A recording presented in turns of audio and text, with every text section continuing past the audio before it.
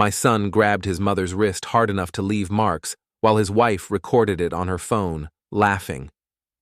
I watched my wife of 47 years flinch in pain at the dinner table I'd built with my own hands. They had no idea that the senile old man they'd been stealing from for 3 years had already spoken to 5 different agencies that morning, and every one of them answered my call on the first ring. The morning started the way most mornings did now, quiet, careful. Eleanor was already awake when I came downstairs, sitting at the kitchen table in her blue housecoat, staring at the sugar bowl like it held some secret she'd forgotten. "Morning, Ellie." I kissed the top of her head, felt her relax slightly at my touch. "Harlan." She smiled up at me, and for a moment she was completely there. "You need a haircut. You've been telling me that for 47 years. And you still haven't listened." I made coffee the way I always did. Strong, 2 cups, her sugar already measured because some days she forgot how much she'd added. The kitchen smelled like home, oak cabinets I'd built when Garrett was still in diapers. The window over the sink looking out at the barn, the sugar bush beyond, 800 acres of Vermont land that had been in my family for 4 generations. Ellie's hand found mine across the table. Her grip was weaker than it used to be, but her eyes were clear this morning. Clear enough. "Something's wrong with Garrett, isn't it?" I didn't answer right away, just held her hand and watched the steam rise from my cup. "Harlan, I may forget things, but I'm not blind. Not yet. I know. He looks at this house like he's measuring it for curtains. And that wife of his," she shook her head. "She doesn't visit me. She films me." I squeezed her fingers. "I'm handling it." "Are you? Have I ever let anyone hurt you?" She studied my face for a long moment. Then she nodded once and returned to her coffee. The conversation was over. That was Ellie. Even now, even with her mind slipping away like sand through fingers, she trusted me to keep her safe. I intended to keep that promise. They arrived at 4, unannounced.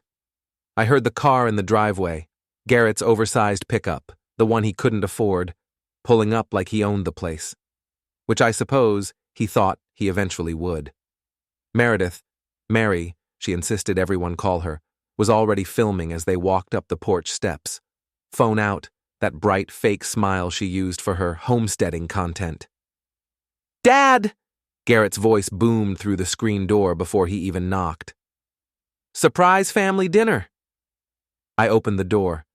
"You could have called." "What, and missed the chance to see my favorite parents?" He pushed past me, grocery bags in hand. "We brought everything. Mary's making her famous pot roast." Mary air-kissed my cheek, her phone never stopping. "Hi, Dad. Where's Mom? I want to get some footage of her helping in the kitchen. Followers love the 3-generation content." "She's resting." "Oh, I'll just peek in and—" "She's resting, Meredith." Something flickered across her face. Annoyance, quickly buried. "Of course. Later then." I watched them take over my kitchen. Garrett opening cabinets he hadn't touched in 20 years. Mary narrating to her phone about authentic farmhouse living, while she unwrapped store-bought vegetables. My son was 46 years old and still moved through the world like everything in it belonged to him. Before we dive deeper into this story, I have one small request. Please subscribe, drop a like, comment, and hit that hype button to boost this channel so more people can discover these incredible Reddit stories. He'd been that way as a boy too, taking things that weren't his, breaking things he couldn't have. I'd hoped he'd grow out of it. I'd been wrong about a lot of things when it came to Garrett. Ellie emerged around 5, drawn by the noise. She'd changed into a nice blouse, brushed her hair. For a moment, she looked like she had it 60, still beautiful, still sharp. "Garrett," she accepted his hug stiffly. "You should have called." "Mom, relax, it's just dinner." Mary swooped in, phone first. "Mom, you look amazing, give us a smile." Ellie blinked at the screen, confused. "What are you—" "Just a little video for the channel. My followers love seeing you." I stepped in, Meredith, phone down at dinner. She shot me a look that could have curdled milk, but she pocketed the device. For now. Dinner started normally enough. The pot roast was overcooked, the potatoes underseasoned, but I ate without complaint. Ellie picked at her food, watching Garrett with those clear eyes that saw more than anyone gave her credit for. So, Dad? Garrett set down his fork with theatrical precision. We need to talk about simplifying things. Simplifying what? Your finances, the farm. You're not getting any younger, and with Mom's condition, he gestured vaguely at Ellie. It just makes sense to consolidate. Consolidate. Power of attorney, joint accounts, that kind of thing. He smiled, the same smile he'd used at 17 when he swore he hadn't taken money from my wallet. Just for convenience, so you don't have to worry about anything. Ellie's fork clattered against her plate. Garrett David Birch. Are you asking your father to sign over his finances? Mom, calm down. It's not. I'm perfectly calm. I'm asking a question. Mary's hand moved toward her pocket. I saw it. Ellie saw it too. Don't you dare, Ellie said quietly. Don't you dare film this. Mom, you're getting confused again. Garrett's voice had that edge now, the one I remembered from too many arguments. This is exactly why we need to step in. You can't manage things anymore. Neither of you can. I stayed silent, watching, waiting. I manage just fine, Ellie said. I may forget where I put my glasses, but I haven't forgotten what greed looks like. Garrett's face flushed. Mom, you're not making sense. Ellie stood, pushing back from the table. I'm going to lie down. Mom, sit down. Garrett's hand shot out, grabbed her wrist, yanked her back toward the chair. We're not finished. I heard the small sound she made. Pain, surprise. 47 years of marriage, and I'd never heard that sound from her before. Mary laughed. Actually laughed, her phone somehow back in her hand, recording. She needs to learn her place, Garrett. You've been too soft with them. I looked at my daughter-in-law, at my son, still gripping his mother's wrist, fingerprints forming on her thin skin, at the phone capturing every second of Eleanor's humiliation. I stood up slowly, walked to the wall where the old rotary phone hung, a relic from my parents' time that I'd never disconnected. Just left it there, a piece of history. Who are you going to call, Dad? Garrett snorted. Ghostbusters? I lifted the receiver, dialed a number I hadn't used in 30 years. The phone rang twice. Birch, said Wendell Oakes, retired county sheriff and my friend of 40 years. I was wondering when you'd call. It's time. You can bring them now. I hung up. Garrett was staring at me, Ellie's wrist finally released. What the hell was that? Bring who? I didn't answer. Just walked back to the table, helped Ellie to her feet, examined her wrist. The fingerprints were already darkening. Evidence. Documented by his own wife's phone. Harlan? Ellie's voice was small. What did you do? What I should have done 3 years ago, I said quietly, when the first check went missing. Garrett's face changed. I watched fear replace arrogance, watched him start to calculate how much I might know. Not enough, he'd decide. The old man couldn't possibly know everything. That's where he was wrong. The doorbell rang at exactly 6:47 p.m. I checked my watch. Wendell was always punctual and went to answer it. Dad. Garrett's voice was tight. Who is that? I opened the door. Wendell stood on the porch in civilian clothes, but he had that cop bearing he'd never lost. Behind him, a woman in a plain blazer. Adult Protective Services, I knew, though I didn't introduce her. Evening, Harlan. Wendell's eyes moved past me to Garrett, to Mary frozen with her phone half raised. Got those documents you mentioned. Documents? Garrett stood. What documents? Dad, what is this? I turned to face my son, my only child, the boy I'd taught to fish, to hunt, to work with his hands, the man who'd grown into something I didn't recognize. Garrett, I said calmly. I think you should sit down.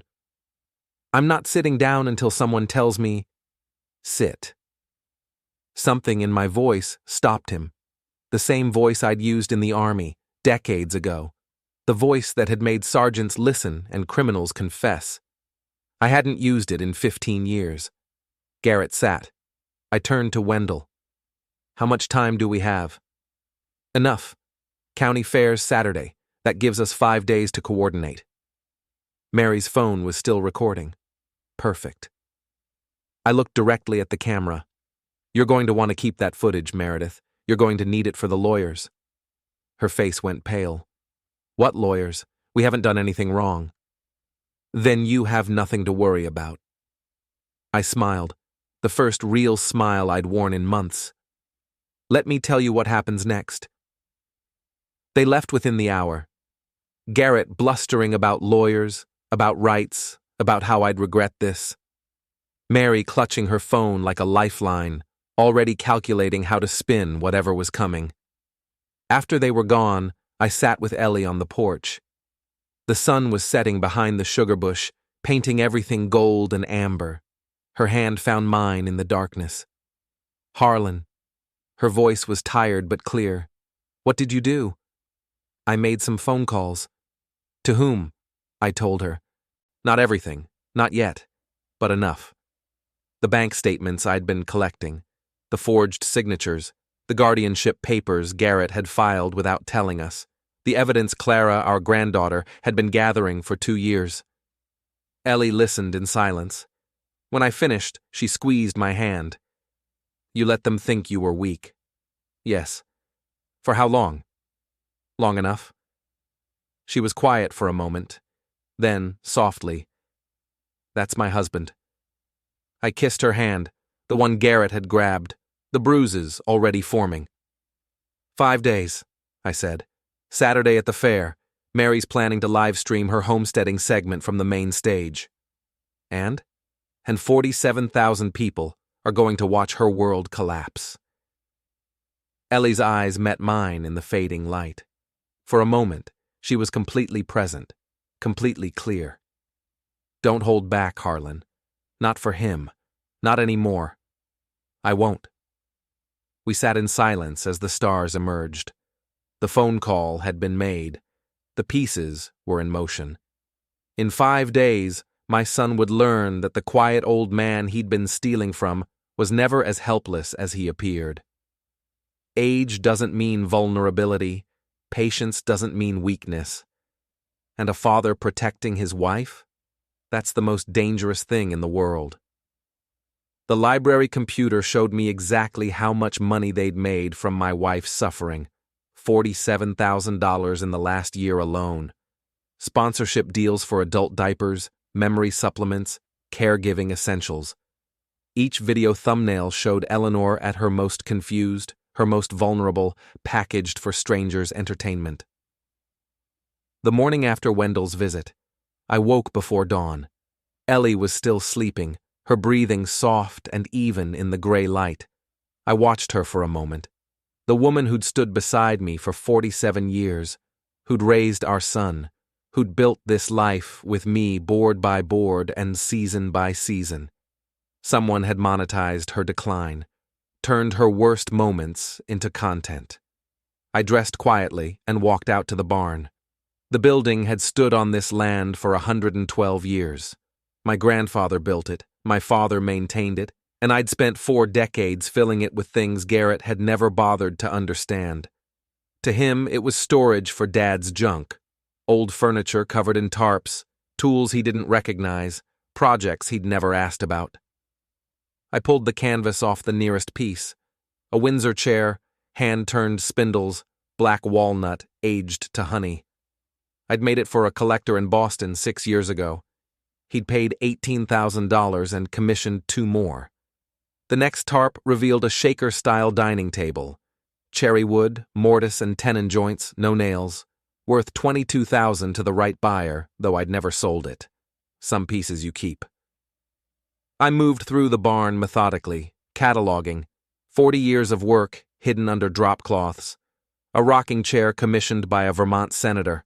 A writing desk that had gone to the Smithsonian's permanent collection. They'd wanted more, but I'd declined. A blanket chest that appeared in American Craft magazine 15 years ago, credited to H.B. Vermont Craftsman. Total value, conservatively, $180,000, sitting in a barn my son had dismissed without a second glance. I covered the pieces again, walked back through the morning mist to the house. Ellie was awake now, sitting at the kitchen table with her hands wrapped around an empty cup. "Harlan?" Her eyes found mine, momentarily clear. "You've been in the barn. Just checking on some things?" She nodded slowly. "The beautiful things, the ones you make." "Yes." "Garrett doesn't know." It wasn't a question. After 47 years, Ellie knew me better than anyone.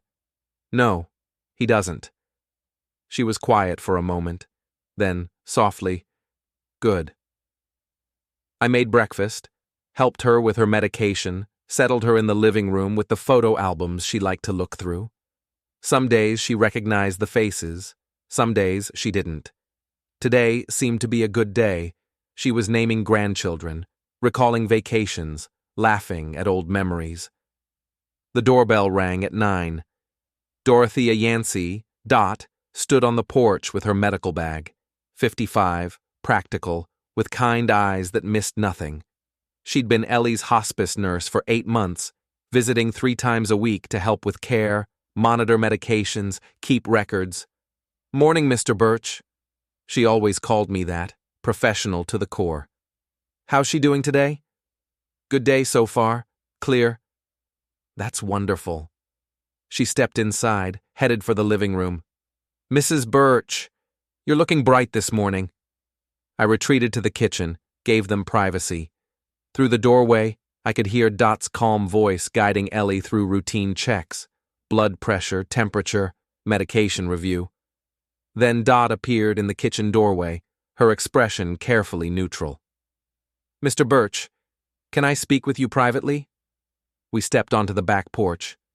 The sugar bush stretched behind the house, 847 acres of maple trees that had been in my family for 4 generations, worth $2.3 million at current land values, plus equipment, plus the syrup operation that still turned a profit every spring.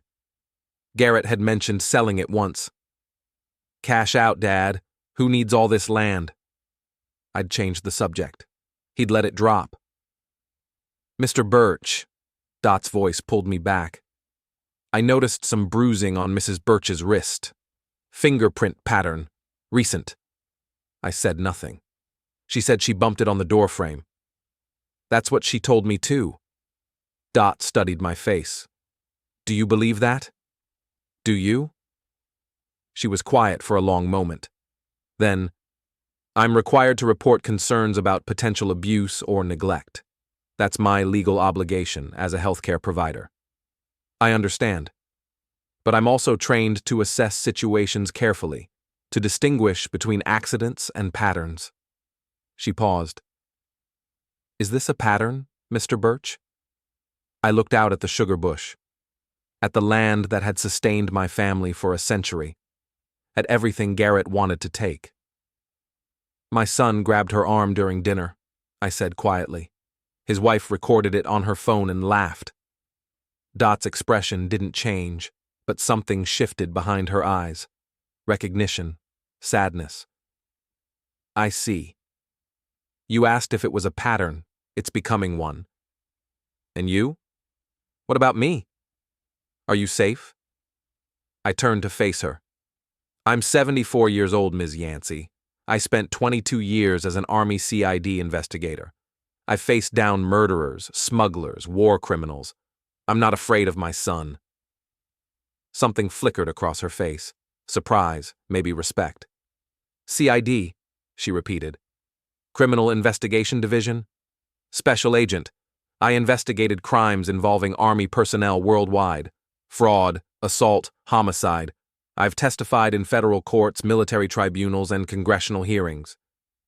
"You never mentioned that." "I don't mention it. Haven't in 15 years. I met her eyes. But I'm mentioning it now because I need you to understand something. I know what I'm doing. I have a plan. And I need you to trust that plan, even if you can't see all the pieces yet." Dot was silent for a long moment. Then she nodded slowly. "I'm still required to report, but I can be careful about how I word things. Raise concerns without making accusations. Open a file that might be useful later. That would be helpful. And Mr. Birch?" She touched my arm briefly. "Whatever you're planning, be careful. People who feel cornered do desperate things."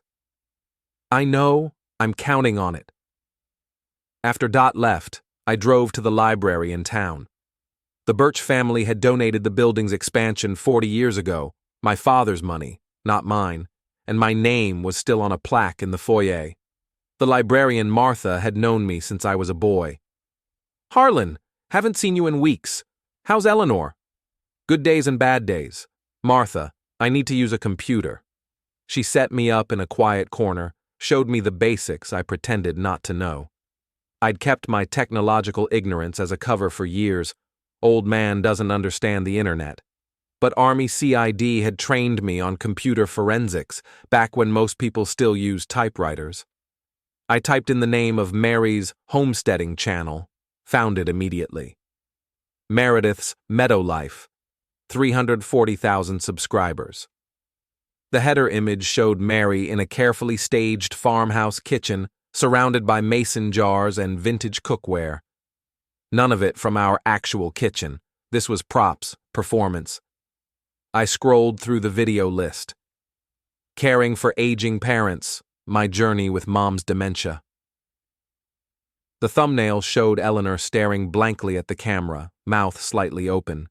The video had 200,000 views. I clicked play. Mary's voice, artificially warm. "Today I want to share something personal. My mother-in-law, who we call Nana, is struggling with cognitive decline. It's been such a challenging journey for our family." The footage showed Eleanor in moments I recognized. Confusion during breakfast, the time she'd wandered into the yard in her nightgown, an episode where she'd forgotten Garrett's name. Each moment captured, edited, packaged with gentle music and Mary's sympathetic narration.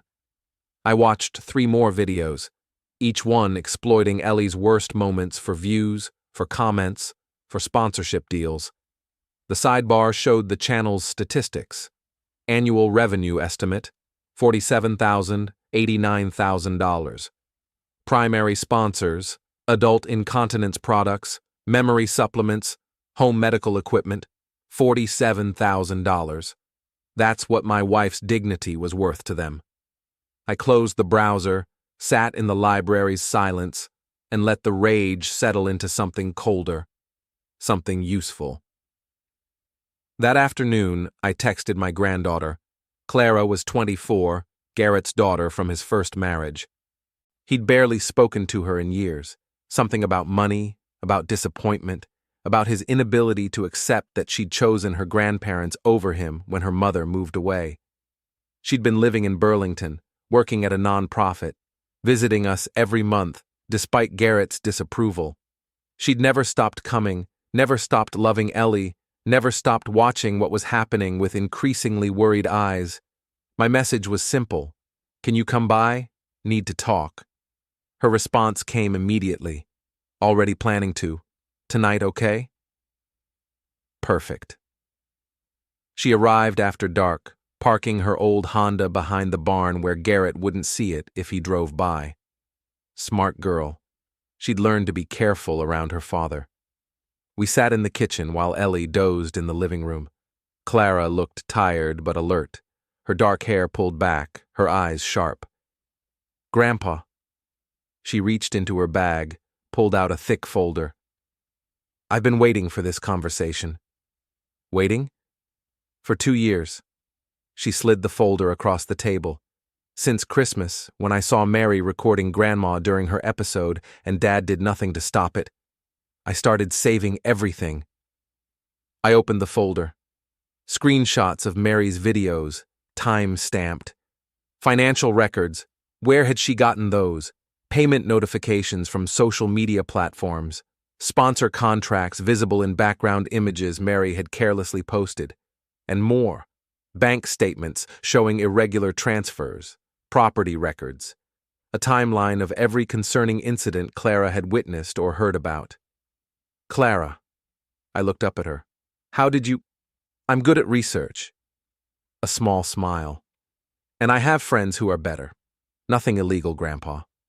All public information, just carefully assembled. You've been building a case. I've been building evidence. Her voice hardened. 3 years ago, I tried to tell you, remember? I said I thought Dad was planning something. You told me to give him a chance. I remembered. I'd wanted to believe my son was better than he was. I was wrong. Yes, you were. No accusation in her voice, just fact. But you're not wrong now. I can see it in your face. Something happened. I told her about the dinner, about Garrett grabbing Ellie's wrist, about Mary's phone, her laughter, about the rotary phone call to Wendell, the APS contact already mobilizing. Clara listened without interrupting. When I finished, she nodded once. Saturday, she said. What about Saturday? The county fair. Mary's been promoting it for weeks. She's doing a live segment from the main stage. 3 generations of Vermont farm life. She wants to film you and Grandma. I know, she mentioned it. 47,000 followers usually watch her live segments. More if she promotes it as something special. Clara's eyes met mine. That's a lot of witnesses, Grandpa. I understood immediately. You're suggesting we use her platform. I'm suggesting that whatever you're planning, Saturday gives you the biggest possible audience. She paused. And I can help. I have editing software, backup storage, contacts at Burlington news stations who've been sniffing around influencer exploitation stories for months. You've thought about this. For 2 years. Her voice cracked slightly. I love Grandma, Grandpa. And I love you. And I've watched my father become someone I don't recognize, and I've documented every step of it because I knew this moment would come. I reached across the table, covered her hand with mine. You're not alone in this anymore, I said. Neither am I. Clara squeezed my hand. What do we do next? Tomorrow, I visit an old friend. Then we coordinate with Wendell. Then we wait for Saturday. And Mary's live stream? Let her set up her cameras. Let her think she's in control. I smiled, and it wasn't a kind smile. She's about to learn that you should never film a confession you're not prepared to broadcast. After Clara left, I sat alone in the kitchen. The folder lay on the table, 2 years of evidence assembled by a granddaughter who'd never stopped fighting for her grandmother. My phone buzzed. A text from Wendell. APS file opened, investigator assigned, moving slowly, per your request. Another text, this one from Dot. Report filed. Careful wording. Concerns noted about family dynamics. Paper trail started. The pieces were falling into place. I walked to the living room, sat beside Ellie on the couch. She was awake now, looking at a photograph of our wedding day. We were so young, she murmured. We were. I put my arm around her. You were beautiful. Was I? Are. You are beautiful. She leaned against me, and for a moment she was completely there, completely clear. Harlan, whatever you're doing, don't hold back. I won't. He's not the boy we raised anymore. Something broke in him, and I don't know how to fix it. Tears slid down her cheeks. But you can stop him. I know you can. I will. Promise me. I promise. She fell asleep against my shoulder. I held her until the stars came out, thinking about Saturday, about live streams, about 47,000 witnesses who didn't know what they were about to see. The trap was set. The bait was ready. All that remained was patience, and the willingness to spring the mechanism at exactly the right moment. 5 days until the county fair. 5 days until Meredith Birch's platform became her prison. I was counting every hour. Mitchell Crane leaned back in his chair and said, "Harlan, how much do they actually know about you?" And I realized I'd never told anyone the full truth. Not even the people trying to destroy me understood what they'd stepped into. The county courthouse sat at the center of town like it had for 150 years. Red brick, white columns, the kind of building that made you believe in justice, whether or not justice believed in you. I'd been here twice before, once to register my marriage, once to file my father's will. Now I was here for something different. Mitchell Crane's office occupied the second floor of the building next door. He'd been practicing law in this county for 30 years, specializing in trusts and estates. We'd met at the VFW 15 years ago, played poker monthly until his wife's health declined. He knew how to keep secrets. His secretary waved me through.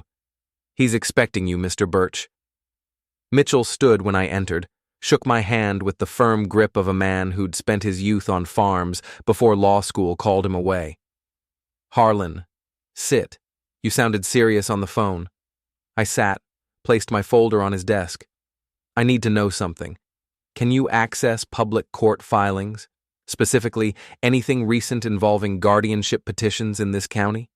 His eyebrows rose. "I can." "Why?" "Because I think my son filed paperwork to have me declared incompetent." Mitchell was quiet for a long moment. Then he picked up his phone, spoke briefly to someone in the records office. We waited. 5 minutes. 10. His fax machine hummed to life. He read the pages as they emerged, his expression shifting from professional neutrality to something harder. "Harlan." He set the documents down.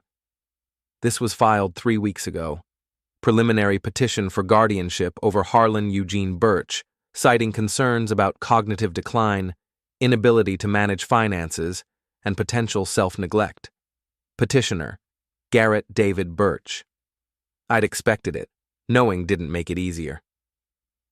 "There's more," Mitchell continued. "Supporting documentation includes statements from a Dr. Raymond Teller. You know him?" "Never heard of him." "He claims to have evaluated you 6 months ago and observed signs of early dementia." Mitchell looked up. "Did you see any doctor 6 months ago?" "My regular physician, Dr. Hansen. No one else." "Then this evaluation is fabricated." I felt something cold settle in my chest. "What else?" Mitchell read further. "Financial concerns noted. Petitioner claims the subject has made several large, unexplained cash withdrawals and has been resistant to family oversight of accounts." "I haven't made any unusual withdrawals." "I believe you." Mitchell set the papers down.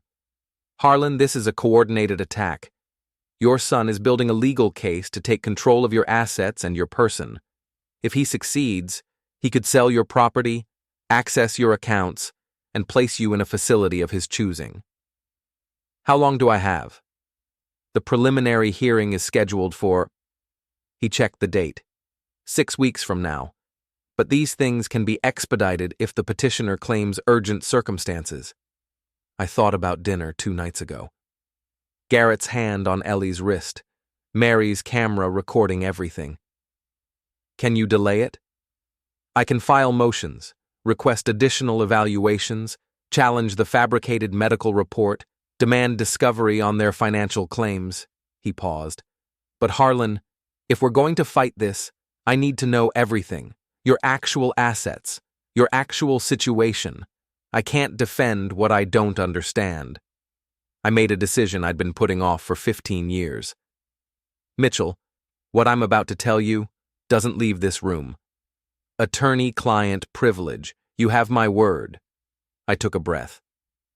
"My name is Harlan Birch. I'm a 4th-generation Vermont farmer, but I'm also something else." I told him about the furniture, about the decades of commissions, the museum pieces, the reputation I'd built under a craftsman's pseudonym. I told him about the property value, not just the land, but the sugar bush operation, the equipment, the maple syrup contracts that generated steady income every spring. I told him about the collection in the barn, covered with tarps, dismissed as junk. And then I told him about the trust, You already established an irrevocable trust? Mitchell's voice was careful, professional, but I could see the surprise underneath. 3 years ago, after Garrett started asking questions about the property, after I saw how he looked at the farm, I met his eyes. I'm not senile, Mitchell. I saw this coming. Who's the beneficiary? My granddaughter, Clara, Garrett's daughter from his first marriage, the one he barely speaks to anymore. Mitchell was quiet, processing. Then he started to smile. Harlan, do you understand what this means? Tell me. Even if Garrett wins guardianship, which he won't given what we know, he can't touch the property. It's already out of your estate. It belongs to Clara. The trust is irrevocable. He'd need her signature to change anything, and from what you've told me, she's not inclined to cooperate with her father. No, she's not. And the fabricated medical evaluation? Dr. Hansen will testify to my actual cognitive state. I've been seeing him for 20 years. He'll destroy whatever fiction they've constructed. Mitchell stood, walked to his window, looked out at the courthouse across the street. They don't know about any of this, do they? The trust, the furniture value, the fact that you've been 3 steps ahead of them for years. No. And you want to keep it that way? Until Saturday, at the county fair. I stood, joined him at the window. My daughter-in-law is planning to live stream a segment featuring me and Ellie, 3 generations of Vermont farm life. She thinks it'll be heartwarming content for her followers. And instead, 47,000 people are going to watch her world collapse. Mitchell turned to face me. You're setting a trap. I'm letting them walk into one they built themselves. That afternoon, I drove to the bank. The First National had served 4 generations of my family.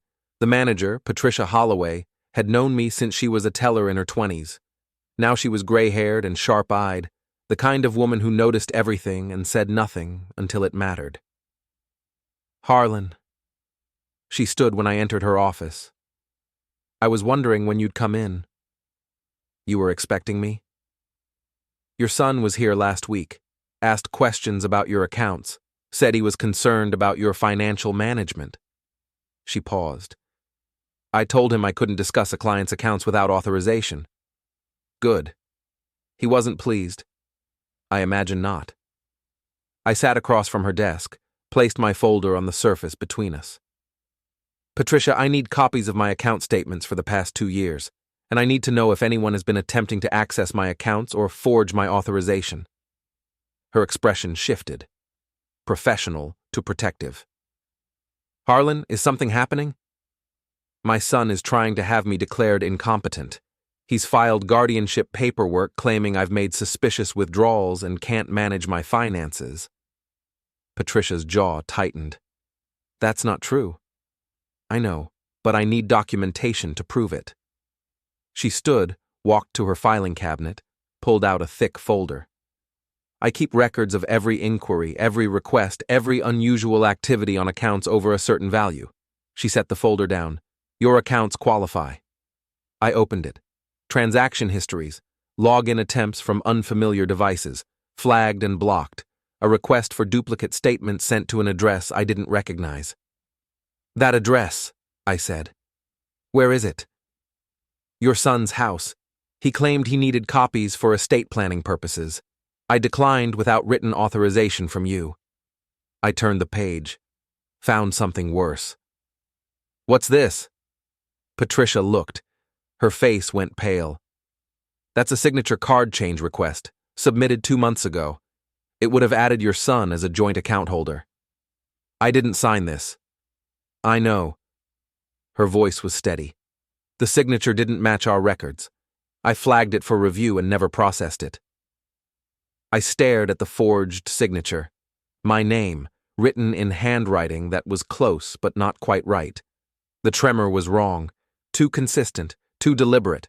Someone trying to make an old man's hand look shaky. This is fraud, I said quietly.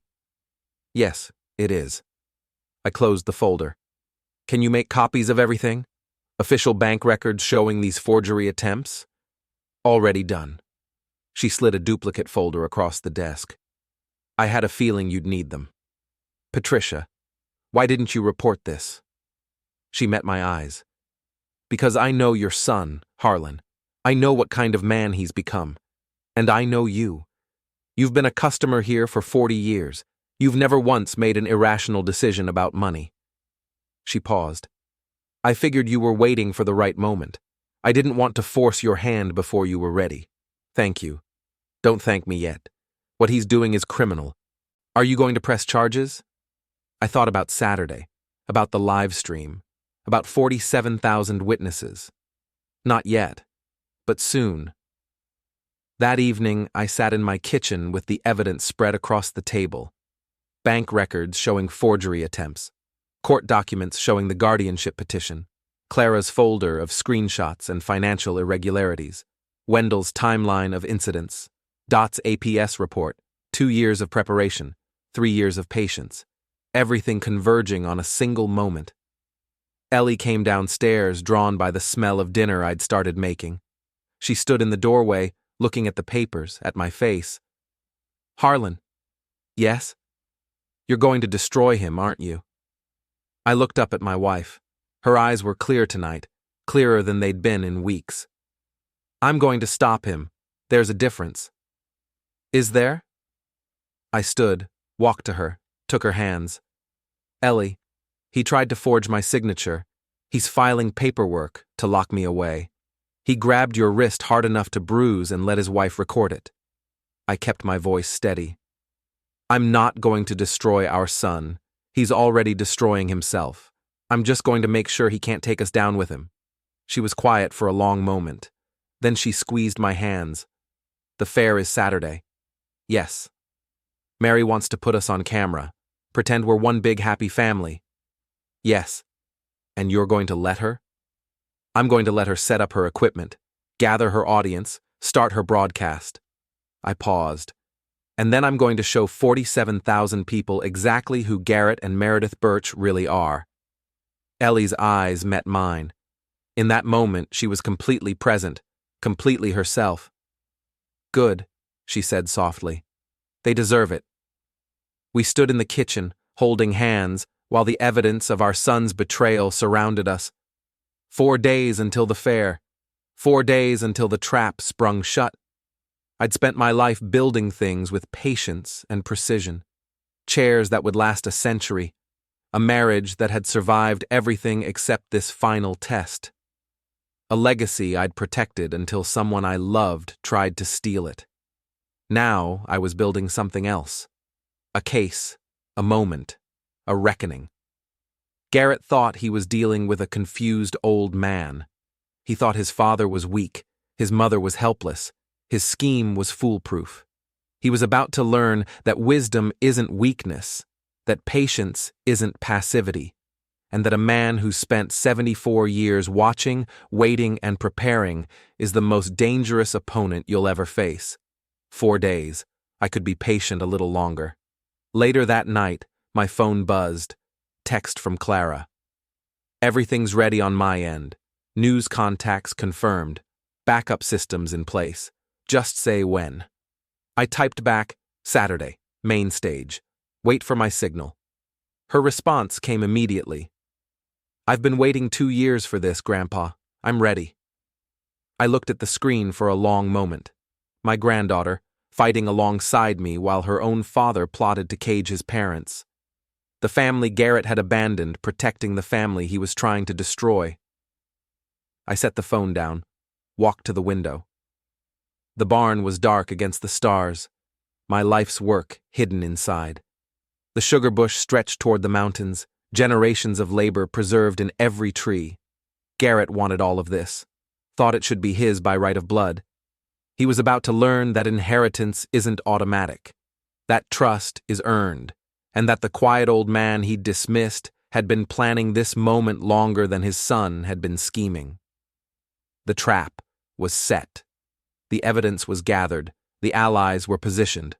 All that remained was Saturday, and the 47,000 witnesses who would watch justice delivered in real time. I turned off the lights and went to bed. For the first time in weeks, I slept soundly. The APS investigator left a voicemail that night. But it wasn't for me. It was for Garrett, requesting an interview about concerns regarding elderly care in the household. The trap was tightening, and my son didn't even know he was already inside it.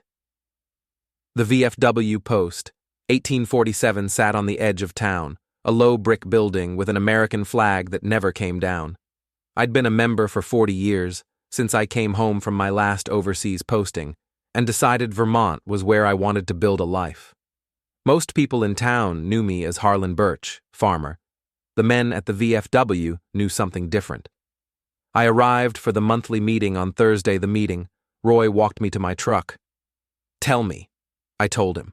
Not everything, not the full scope of what I'd built in the barn, not the trust that protected the property, but enough.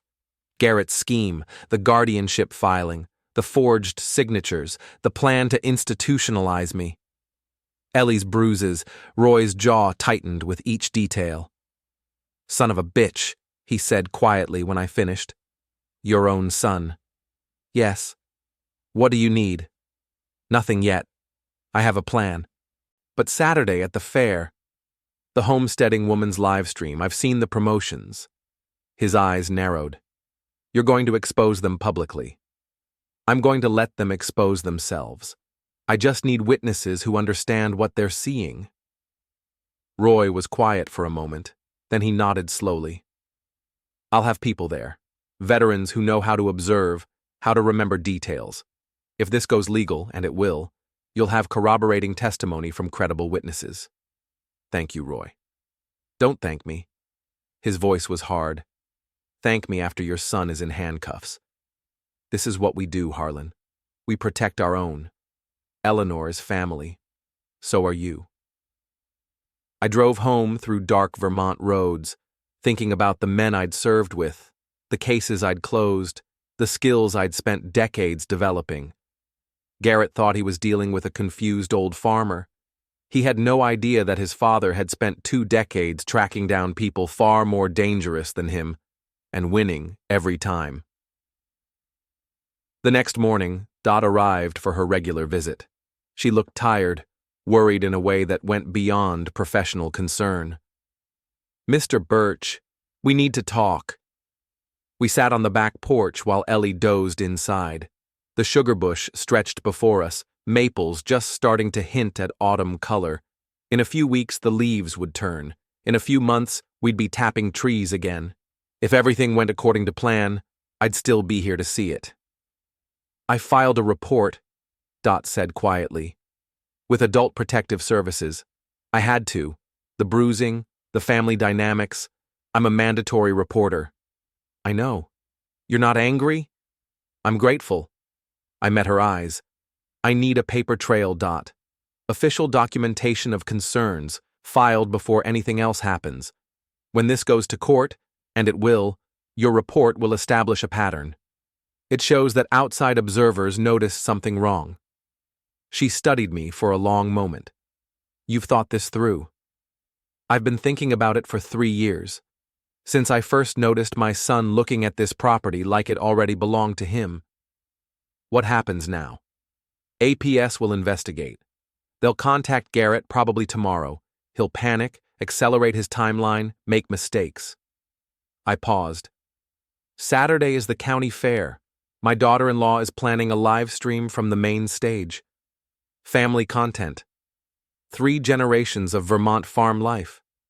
And 47,000 people are going to watch something very different." Dot was quiet for a moment.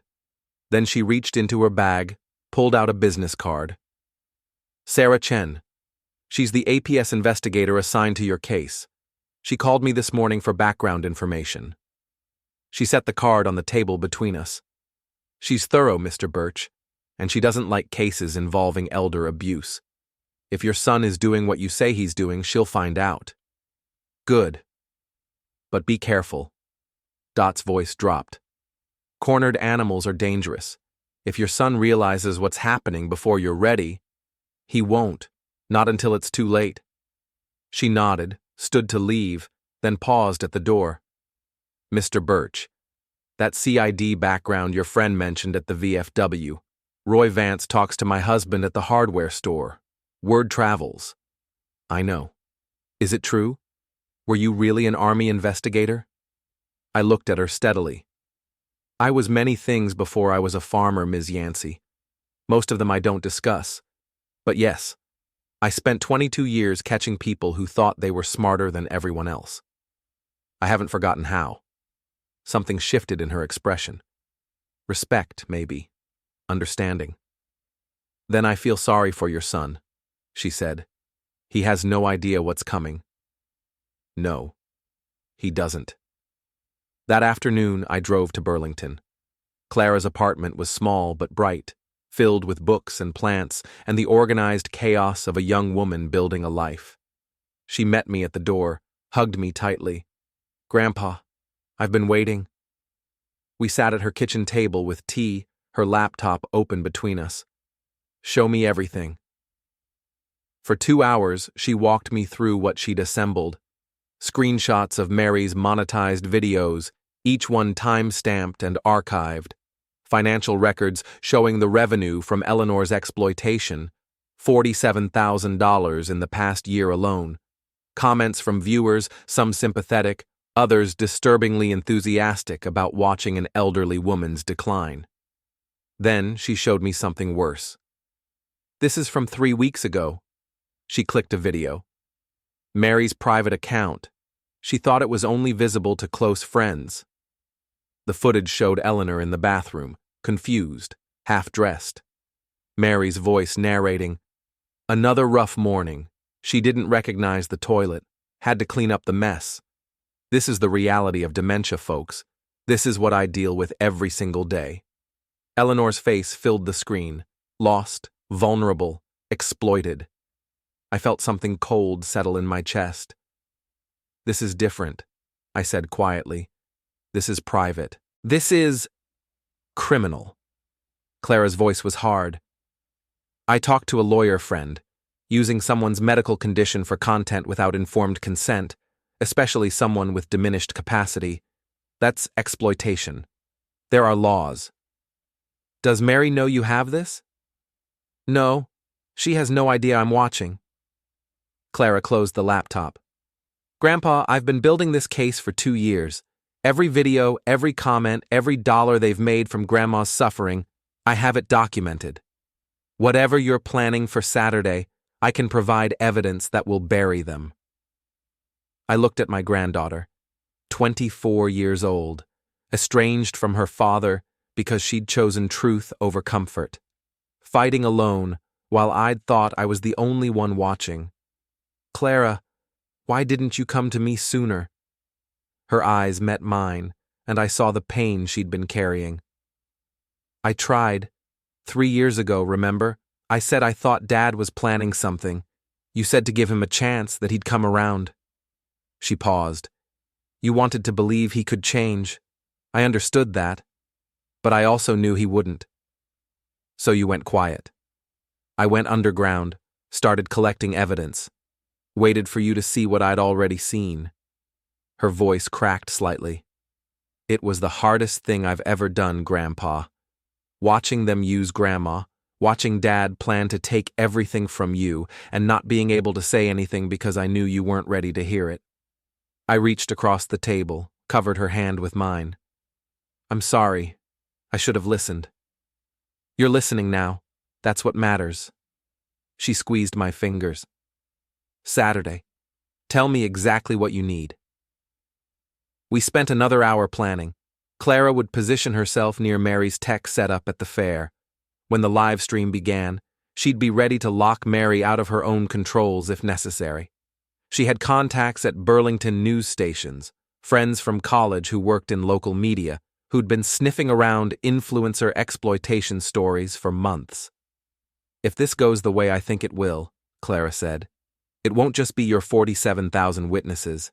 It'll be every news outlet in New England covering the story by Saturday night." "Good. And Grandpa?" She hesitated. "Whatever happens, I'm proud of you, for fighting back, for protecting Grandma. I should have done it sooner. You're doing it now. That's what counts."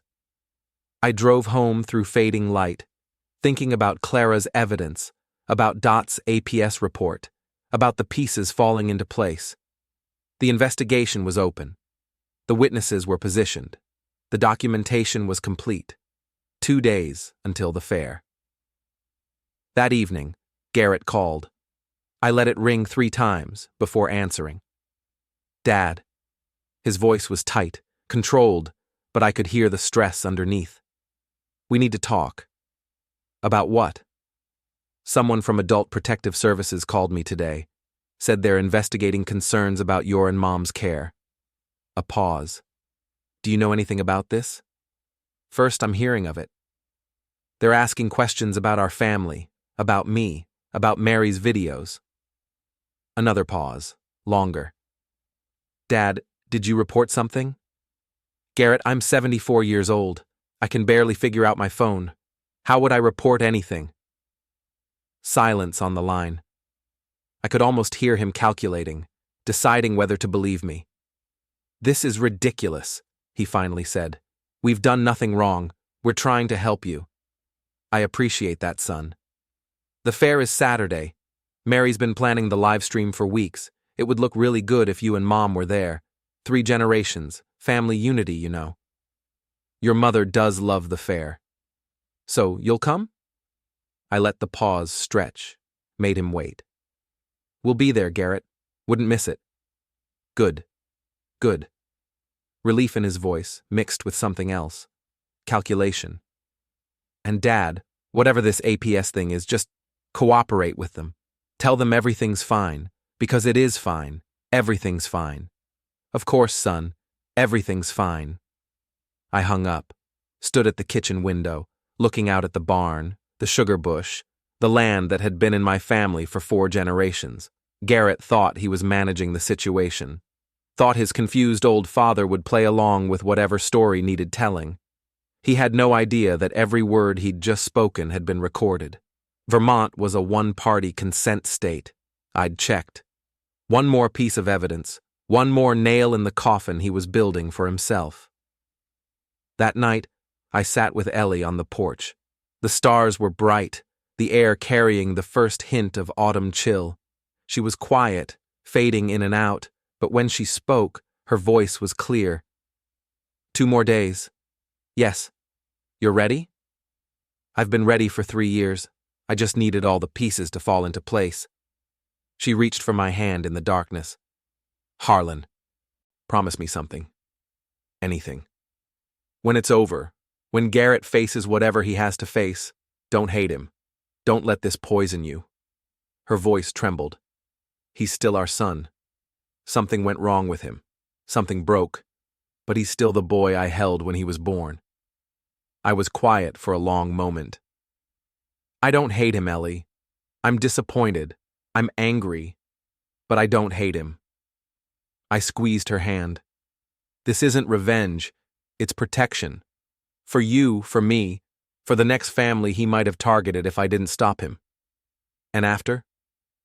After, he faces consequences. Legal consequences. Real ones. What he does with that, whether he learns, whether he changes, that's up to him. I can't control that. I can only control what happens Saturday. She was silent for a while. Then softly, You're a good man, Harlan Birch. Even when you have to do hard things. I learned from a good woman. We sat together until she fell asleep in her chair. I carried her inside, tucked her into bed, kissed her forehead the way I had for 47 years. Then I returned to the porch, alone with the stars and the weight of what was coming. 2 days, 48 hours. Everything I'd built, everything I'd planned, everything I'd protected, it all came down to Saturday. The county fair, Mary's live stream, 47,000 witnesses, and a son who still thought his father was weak. I looked out at the darkness, at the land that would belong to Clara when this was over, and felt something I hadn't felt in months. Not peace, not yet, but certainty. The pieces were aligned, the allies were positioned, the evidence was documented. All that remained was the moment when the trap finally closed, and Garrett realized too late that he'd never been the hunter. He'd always been the prey. The county fair started in 48 hours, and Mary had already announced she'd be live streaming a special family segment from the main stage. I stood in my barn surrounded by a lifetime of hidden work, knowing that everything I'd built was about to be revealed. Friday morning, one day before the fair.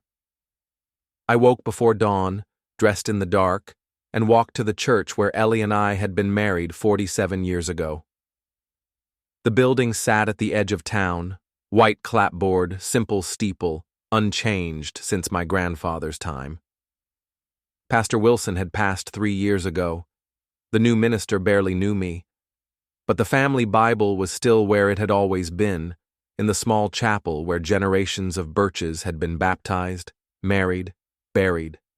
I found it in the oak cabinet beneath the window, heavy leather binding, pages yellowed with age. Inside, pressed between Psalms and Proverbs, lay the document I'd placed there 3 years ago, the property deed, the trust filing. Ellie's signature, witnessed by Pastor Wilson himself, dated 6 months before his death. I held the papers in the morning light. Everything Garrett wanted, the land, the sugar bush, the equipment, already belonged to Clara. Irrevocable, untouchable. Even if he won guardianship, he'd gain nothing. The trap within the trap. That afternoon, I took Ellie to the cemetery. Her parents lay beneath matching headstones near the old maple tree. We'd visited every month for 40 years, brought flowers, pulled weeds, remembered. Today felt different. Final, somehow. Ellie walked slowly, her arm through mine. The afternoon was warm, golden light filtering through the leaves. She was fading again. I could feel her drifting. But when we reached her parents' graves, something shifted. She stood straighter, her eyes focused. "You're protecting us," she said quietly. "Aren't you?" "Always have been." "Garrett." She spoke his name like a wound. "He wasn't always like this. Something broke in him." "I know." "When did it happen? When did our boy become—" She couldn't finish. "I thought it was always there. Maybe we didn't want to see it." She was quiet for a long moment. Then she squeezed my arm. "Do what you have to do. I trust you. Even if it means everything." Her voice was clear, certain. "He tried to hurt us. He's still trying. You have to stop him." "I will." "Promise me." "I promise." She leaned against me, and I held her there among the headstones. The woman I'd loved for nearly 50 years. Her mind fading, her body weakening, but her heart still fierce. "I love you, Harlan Birch." "I love you too, Eleanor. Always have. Always will." That evening, I sat in Wendell Oakes's kitchen. His wife had passed 2 years ago. The house still showed her touch, lace curtains, ceramic figurines, photographs everywhere. But Wendell lived alone now, filling his days with VFW meetings and volunteer work. Tonight, his kitchen table was covered with files. "Final coordination," he said, pouring coffee. "Let's make sure we haven't missed anything." We reviewed everything. The APS investigation, now officially open. The bank records showing forgery attempts. Clara's documentation of Mary's exploitation. The guardianship filing and its fabricated medical evaluation. The witness list for Saturday. "Roy's bringing 8 veterans," Wendell said. "All credible, all trained observers. They'll be positioned throughout the fairgrounds." "And the sheriff's office?" "Deputy Martinez will be on duty at the fair. She's been briefed, unofficially. If anything happens, she'll respond immediately." I nodded, studying the timeline we'd constructed. "The live stream starts at 2 o'clock. Mary's promoting it as a 3-generation family segment. She expects us to perform." "And instead?" "Instead, Clara takes control of the broadcast. I present evidence, and 47,000 people watch Garrett and Mary's scheme collapse in real time." Wendell was quiet for a moment. Then he reached across the table, gripped my shoulder. "Harlan, you sure about this? Public exposure, your family name. Everything out in the open. I'm sure. Once it's done, it can't be undone. I know. I met his eyes. But Wendell, he grabbed Ellie's wrist. He's filing paperwork to lock me away. His wife is exploiting my wife's dementia for money. I paused. Some things require a public answer. Then let's make sure it's a good one. I returned home near midnight. Ellie was asleep. The house was quiet. I walked to the barn one final time. The furniture pieces stood in rows beneath their tarps. 40 years of work, hundreds of pieces, each one made with patience, precision, love. I photographed everything, emailed the documentation to Clara and Mitchell Crane. Insurance purposes, I wrote, but also evidence, proof that Garrett's worthless junk was anything but. Then I stood in the doorway, looking at my life's work. Tomorrow, this would become public. The hidden craftsman revealed. The secret wealth exposed. Everything I'd protected would be laid bare. But some things mattered more than secrets. My wife, my granddaughter, the truth. I closed the barn doors, walked back to the house, checked on Ellie one more time, kissed her forehead while she slept. Then I went to bed. Tomorrow was the county fair. Tomorrow, Mary's live stream. Tomorrow, 47,000 witnesses. Tomorrow, my son would learn that the quiet old farmer he'd dismissed had been 3 steps ahead of him for years. I closed my eyes. Sleep came easily. I was ready. The courtroom fell silent when I said the words, $50 million. Michael's face collapsed like a house of cards in a hurricane. I stood at the witness stand, watching my son-in-law's world shatter in real time. The judge leaned forward. The court reporter's fingers froze. Mr. Smith, the judge said carefully, can you verify this claim? Jessica approached with authentication certificates, insurance documents, auction records, 40 years of careful acquisition, laid bare in a manila folder. The Keith Haring in my living room, I said, looking directly at Michael. You thought it was a poster. It's worth $2.5 million. The stamp collection you dismissed as an old man's hobby? $8 million. Michael stood, chair scraping. You played me. No. My voice cut through his outrage. You played yourself. I was just living my life. You chose to see weakness where there was none. The gallery erupted. Phones emerged. By evening, the Chronicle would run the headline. Mystery Collector, J.S. revealed, Art World legend foils fortune hunter's plot. Amanda sat in the front row, tears streaming but smiling, finally smiling. Michael got 18 months. Jennifer lost everything. But the real victory came later, watching my daughter laugh again, genuinely laugh, while establishing a foundation to protect others. Age isn't weakness. Patience isn't passivity. And a father's love? That's the most dangerous thing in the world.